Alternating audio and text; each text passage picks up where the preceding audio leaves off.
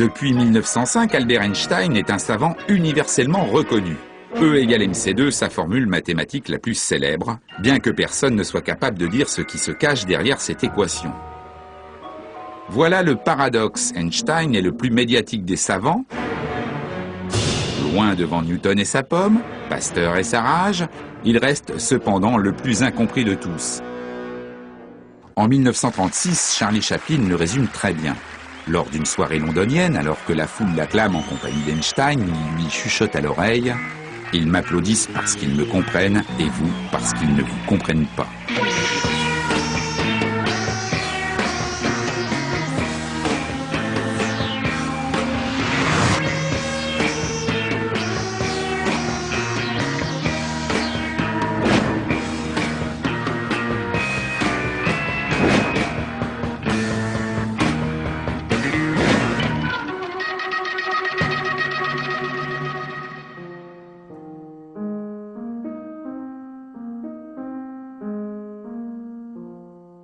Albert Einstein est né le 14 mars 1879 en Allemagne, à Ulm.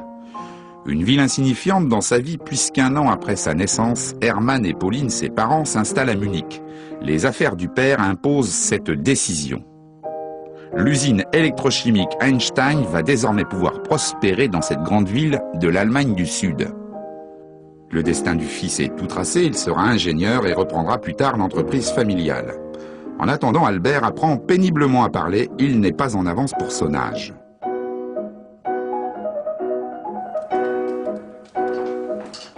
En 1885, Albert a 6 ans quand un événement se produit. Alors qu'il est malade et obligé de garder le lit, un souvenir va le marquer toute sa vie.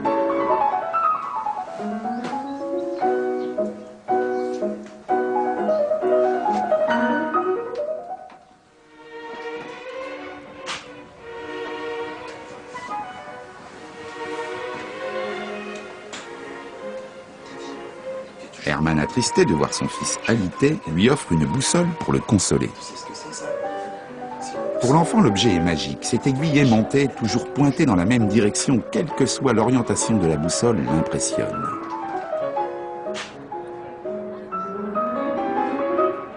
Un moment inoubliable. Cette révélation, dira-t-il plus tard, va le conduire toute sa vie à chercher un ordre caché derrière l'apparence des phénomènes. Et de tous les phénomènes, il en est un à cette époque, la lumière qui n'a pas livré toute sa part de mystère. Cette lumière recèle en son sein un ordre caché, un incroyable secret qui va bouleverser la physique. Albert va bientôt le découvrir. Mais en cette fin de 19e siècle, la lumière, celle du soleil ou des étoiles, est en apparence comprise par l'ensemble des physiciens, en apparence seulement. Elle est considérée depuis longtemps comme une onde comme les rides que l'on observe à la surface de l'eau, une onde comme le son, un signal périodique qui se propage dans l'air.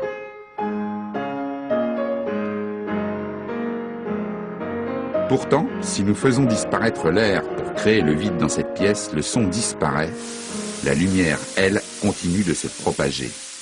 Le son qui est une onde ne se propage pas dans le vide, la lumière si. Un paradoxe avec lequel les physiciens du 19e siècle s'accommodent sans trop de difficultés. Pour que la lumière traverse le vide de l'espace, les physiciens ont recours à un artifice. Ils imaginent qu'il existe une substance immatérielle pour véhiculer la lumière. Ce concept ainsi créé s'appelle l'éther. L'éther assure la propagation de la lumière et lui sert de support dans le vide, exactement comme l'eau supporte les rides qui se propagent dessus. Notre planète le traverse comme un navire l'océan. À cette époque, le principe de l'éther est accepté par la plupart des physiciens.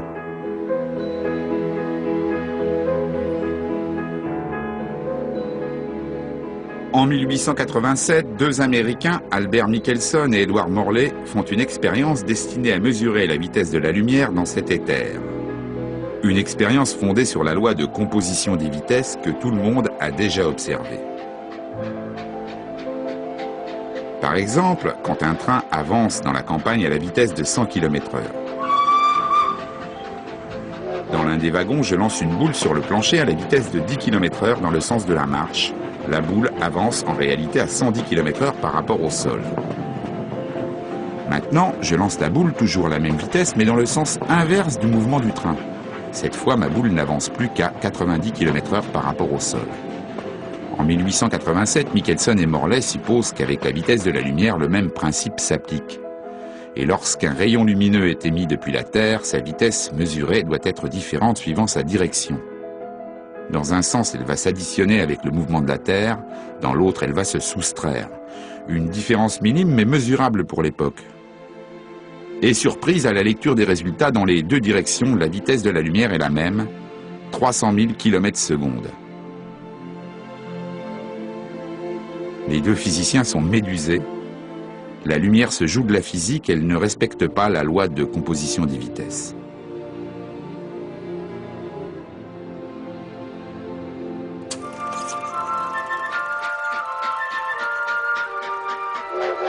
Un train avance dans la montagne italienne. Depuis le départ de Munich, il s'est écoulé 9 heures. C'est un long voyage pour l'époque, mais Albert est un habitué. Il guette avec impatience l'arrivée prochaine du train en gare de Milan.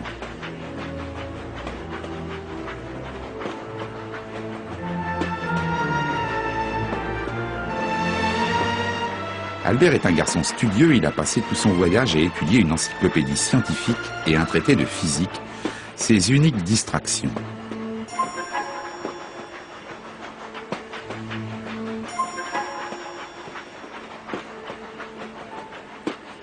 Qu'est-ce que ce garçon de 15 ans fait seul dans le rapide Munich-Milan ?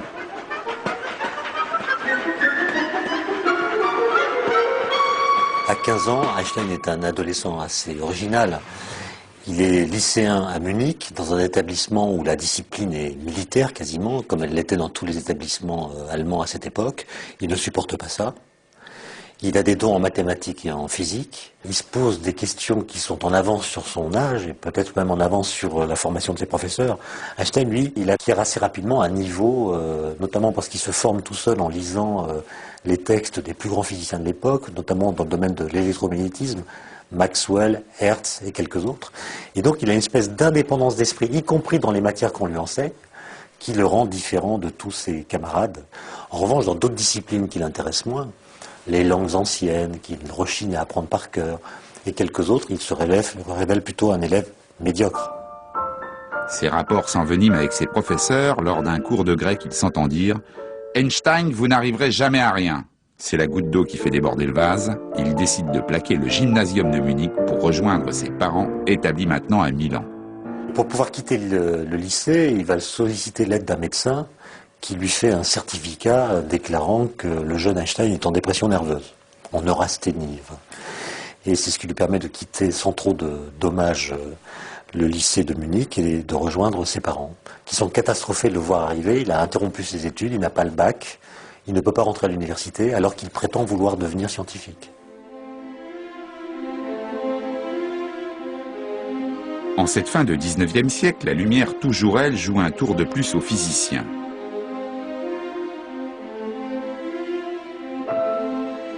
Cette fois, le problème se situe à la frontière de deux mondes, celui de la matière et celui du rayonnement qui s'en dégage quand un corps est chauffé. Quand on chauffe un barreau de métal, il se passe la chose suivante. Le barreau de métal commence par émettre de l'énergie, de la lumière, mais cette lumière n'est pas visible à l'œil nu. Elle est ce qu'on appelle dans l'infrarouge, et puis quand on chauffe progressivement à plus haute température, on commence à voir du rouge, un rouge profond, puis un rouge plus brillant. Ça tourne ensuite au jaune, et puis après ça devient au-delà du rayonnement qu'on peut voir à l'œil nu, ça s'appelle le rayonnement ultraviolet. Les physiciens de cette époque n'arrivaient pas à mettre en équation ce simple phénomène de changement de couleur de la lumière émise par un corps qui est chauffé à haute température.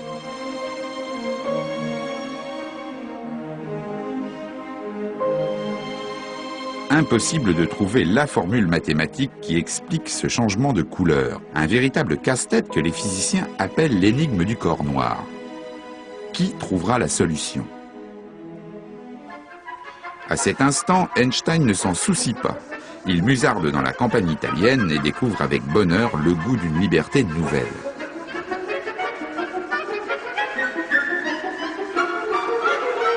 Albert a retrouvé sa famille à laquelle il vient d'annoncer sa décision de devenir professeur et d'abandonner ses études en Allemagne.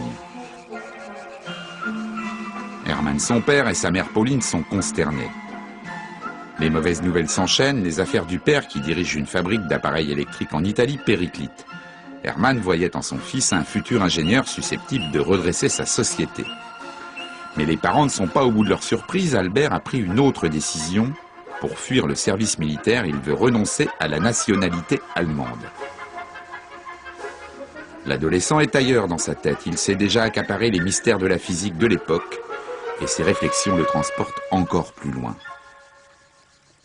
Einstein a un oncle qui a une formation scientifique et qui va aider Einstein à apprendre des choses en matière de physique, par exemple. Il va discuter avec lui. Et Einstein lui écrit une lettre alors qu'il a 16 ans à propos de la question de la propagation de la lumière. Einstein se posait la question suivante. Que se passe-t-il si je suis à cheval sur un rayon de lumière? Est-ce qu'un observateur qui va à la vitesse de la lumière est capable de voir de la lumière partir de son propre référentiel?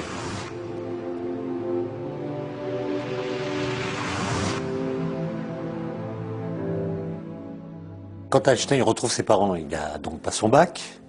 Il a montré son allergie au système des lycées allemands, ce qui ne veut pas dire qu'il a renoncé à devenir scientifique. Et donc, il va pouvoir se présenter à une école à Zurich qui s'appelle le Polytechnicum, dans laquelle on peut déposer une candidature sans avoir son bac préalablement. Et Einstein se présente une première fois, il est recalé parce qu'il est trop jeune, il n'a pas tout à fait le niveau, mais les examinateurs voient qu'il s'agit de quelqu'un d'exceptionnel et l'incitent à se représenter l'année suivante. Et là, il va passer une année dans un lycée à Aarau pour se former et pouvoir se présenter une deuxième fois avec succès au Polytechnicum.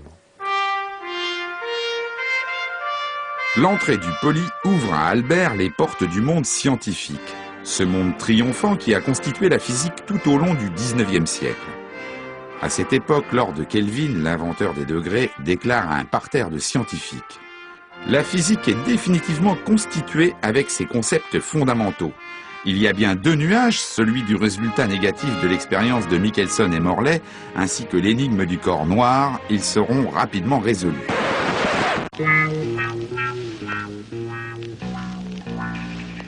Lord Kelvin ne se doute pas que les deux nuages vont obscurcir rapidement l'horizon de la physique.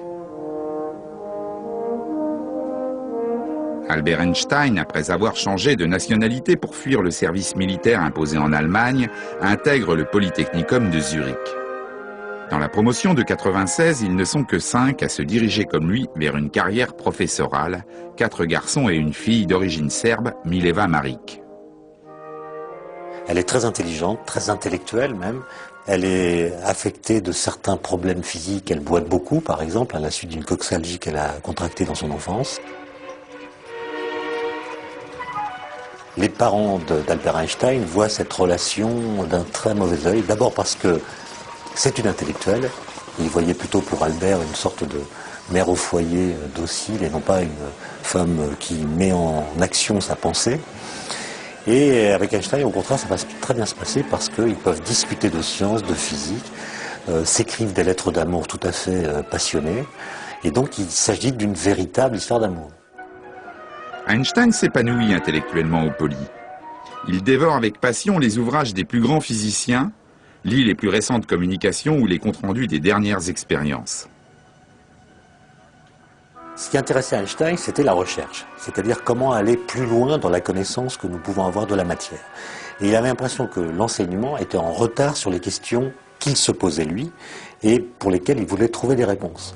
Donc la question de l'électromagnétisme notamment le fascinait et il a appris cette discipline dans tous ses recoins, dans toutes ses subtilités, en autodidacte.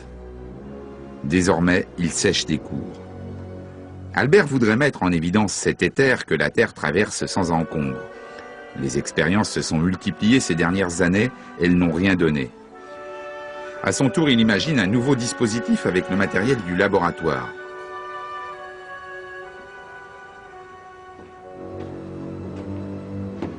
Le professeur Weber stoppe net sa fièvre expérimentale et finit par lui lancer à la figure: « Vous êtes un brillant sujet, Einstein, mais vous n'avez qu'un défaut, vous n'acceptez pas le moindre avis, pas le moindre avis. » Albert se fiche pas mal de ce que Weber peut lui dire, il est sur une autre planète.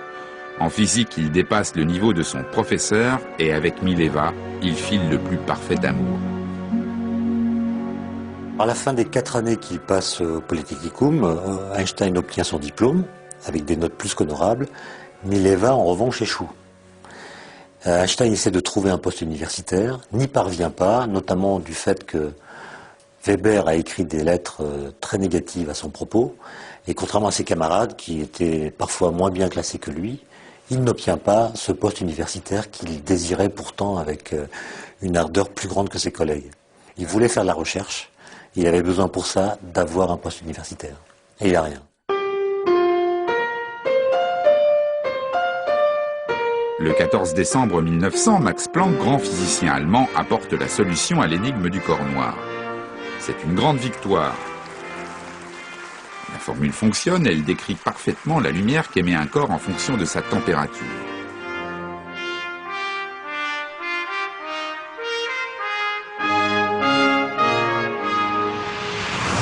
Mais Planck ne triomphe pas. Il présente son équation comme un acte de désespoir. La formule semble contredire la nature même de la lumière. De là à conclure que la lumière ne se comporte plus comme une onde, il n'y aurait qu'un pas pour Planck.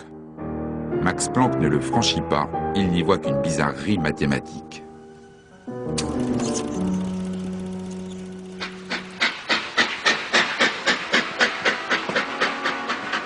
« 1901, l'année la plus noire de son existence. Toutes les démarches d'Einstein pour trouver un emploi se soldent par des échecs.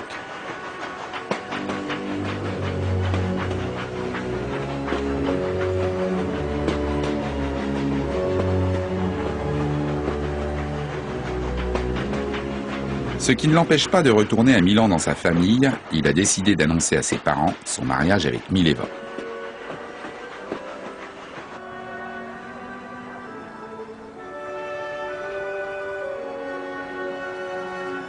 Pauline Einstein s'y oppose. L'annonce de cette possible union la met hors d'elle. Mileva n'a pas les qualités requises pour épouser Albert. De plus, elle n'est pas de confession juive. Albert doit renoncer à ce mariage. Mileva, qui avait échoué au concours de sortie du Polytechnicum, a redoublé. Elle est enceinte. Et elle part accoucher dans sa famille, très loin d'Einstein, d'une petite fille qui s'appelle Liesl, dont on a perdu la trace. On ne sait pas si elle est morte, si elle a été confiée à l'assistance publique, ou si c'est encore une autre hypothèse qu'il faut choisir. Il essaie malgré tout d'avoir une activité de recherche. Il écrit notamment son premier article sur la capillarité, qu'il envoie à la revue Annalen der Physik, qui est la grande revue allemande de l'époque. Et à sa grande joie, son article va être publié. L'effet de capillarité se produit lorsque l'on plonge un tube étroit dans une solution. Le liquide s'élève le long des parois. C'est le même phénomène qui fait monter la sève dans les plantes ou incurve la surface d'une solution dans une éprouvette. Alors, en 1901, Einstein s'intéresse à la capillarité. Alors, la capillarité, c'est le fait que l'eau monte ou un liquide monte. Par exemple, ici, il y a un ménisque, ça veut dire que sur les bords, ça monte. Alors, la question, c'est pourquoi ça monte ? Si ça monte, c'est nécessairement qu'il y ait une force qui tire l'eau vers le haut, parce que sinon ça ne monterait pas. Bah. Alors, à l'époque, les chimistes refusent l'idée de molécules. C'est une hypothèse, ça n'a pas le droit de citer en science. Einstein, lui, fait quelque chose d'audacieux, selon une certaine tradition en physique. Il considère que là-dedans, il y a des molécules, il admet qu'il y a des trucs, des petites billes, et que ces petites billes peuvent s'attirer par une force centrale. Donc évidemment, si elles sont attirées par le verre, elles vont attirer la voisine, qui va attirer la voisine, qui va attirer la voisine, et évidemment la force décroît.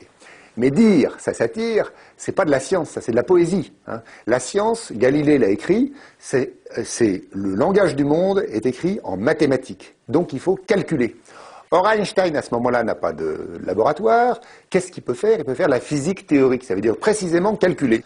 Einstein arrive à trouver une forme, qui est la forme de ce ménisque, donc il arrive à trouver une loi de la capillarité, et c'est ça son premier article.